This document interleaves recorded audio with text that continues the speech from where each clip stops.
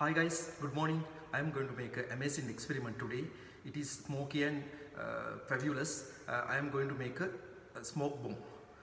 We need some compound. Here we have ammonium thiocyanate into a beaker, and we have concentrated nitric acid. It is highly concentrated, and we have some water. First I am adding water into a beaker and shake it well. Okay, then I am adding nitric acid. It is highly concentrated. I am adding nitric acid and stir well and see what will happen. It takes time.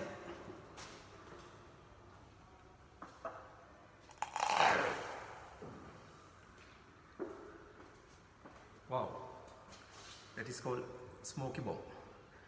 My advice is don't do it. Okay, please subscribe our YouTube channel. Stay